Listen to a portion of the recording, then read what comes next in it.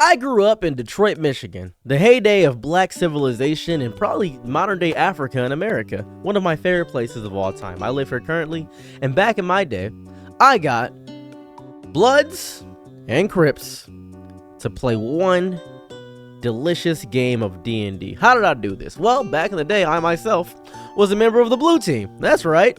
I was sporting the old blue colors. That's what I was doing. I know I don't sound like it, probably don't even look like it, like I was even associated with any gang life, but that's fair. I don't really care about that. Anyways, I was living and destitute with my mother. She had just divorced my dad, and we had moved to a small place in Detroit, Michigan, and it was not fun. I didn't enjoy any bit of that. My mother had moved to a blood territory. That was not fun. That was probably the stupidest thing she could have ever done. Of course, she didn't really know that I was a Crip, but I was in danger every day. My mother was very concerned about my safety and my life, and she didn't know if I was going to be safe. And I said, "Mother, don't worry. I have a gun." And she said, "What?" I said, "Nothing." After that, I had devised a plan. I needed to at least get the leaders together so that I personally would be safe. If I'm safe, my mom is safe, we're all fine. Not very good on my end because I was selling the old French word for yes with a D at the end. Weed. Duh. Nintendo status. Nintendo weed. I guess you can call it that. So, afterwards, I had proceeded to, how do I phrase this? Concoct a very devious plan. I began to ride my bike to a gas station. I saw one of the people I regularly sell to. I said, "Hello, my fine gentleman." He said, "What's up, cuz?" I said, "I have a quandary for you if you must." He said, "Alright, what we about to do, cuz?" I said, "Could you take me to the leader of the red team?" He said, "No." I said, "Please." He said, "Alright, your funeral." We begin to ride there. He's on my pegs and I riding the bike. And we meet with the leader of the red team, who I've sold copious amounts of the French word for yes to. So, we proceed to talk, have a little bit of a conversation, if you will. He said, "Alright, I'll meet up with your homies, ain't no problem to me." I'm excited, because we're about to have a little conversation.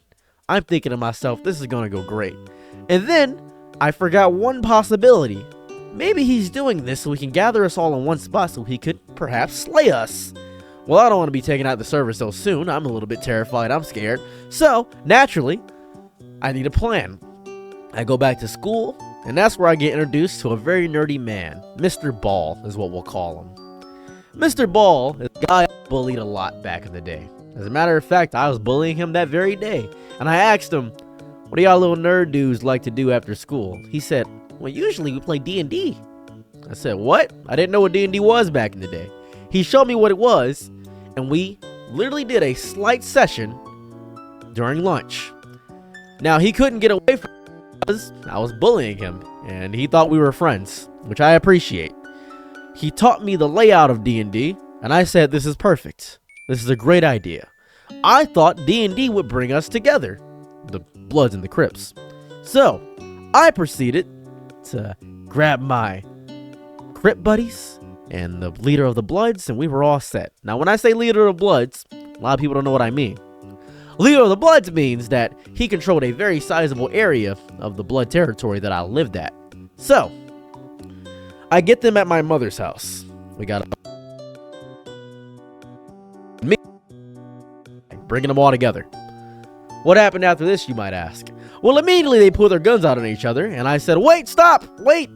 And they were immediately about to take their lives, until I said, "I have grilled cheese." They said, "What?" I said, "I have grilled cheese. I have grilled cheese. It has cream cheese on it and American Craft Singles." And they were hungry. I made a bunch of tomato soup, had some apple juice, and cream cheese grilled cheese. And they were satisfied and happy. And I said, "Let's take this to the basement because I'm terrified and scared." And they said, "Okay." We go to the basement. We're all talking to each other, all having a conversation. I said, "I'd like us to play a game together. I just want to see if we all can play one game together. If we can't play the game together, you guys don't even have to talk to me ever again." After a lot of convincing, we sat down for our first session of D&D, which they hated. Holy, they hated every second of it. As a matter of fact, they thought it was too nerdy and too weird. So they left and said, "We can try this again," giving me another chance. Next day at school, I immediately went to Tom. I said, "Hey, is there a way we can play D&D without all the nerd stuff? He said, yeah, it's called a homebrew. So he taught me how to do a homebrew, and that entire day during class, in between classes, we made a homebrew of Detroit to get to Canada. And that worked. Came back, next day, got them all gathered. They still had their guns on them. We go to the basement. I made more grilled cheese. It was amazing. My mom was wondering where the bread went. And in the basement, we hosted the first Blood Trips D&D session that I know. And it was amazing.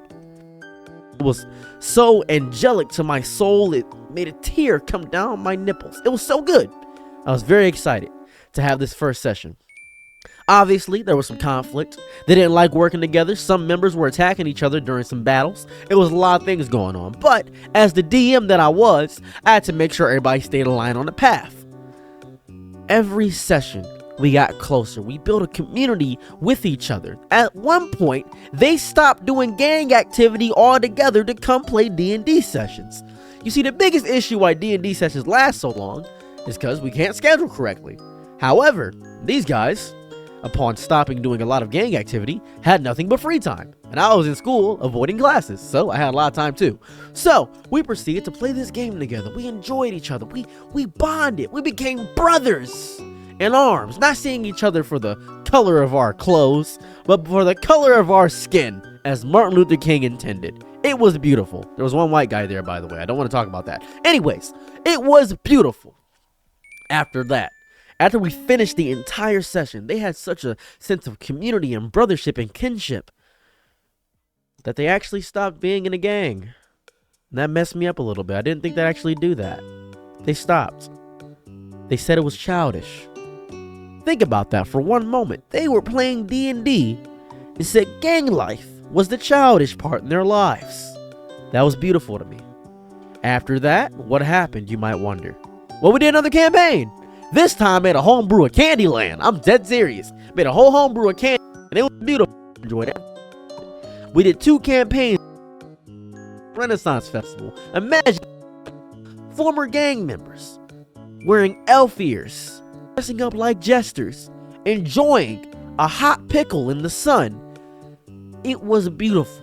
I loved every second of it. I don't know where these men are now. I have no clue. I don't know where they're at. All I know is that this changed their lives for the better, and I'm happy it did that. I, however, did not. I still remained in the gang. I still sold illicit substances. I think about this a lot.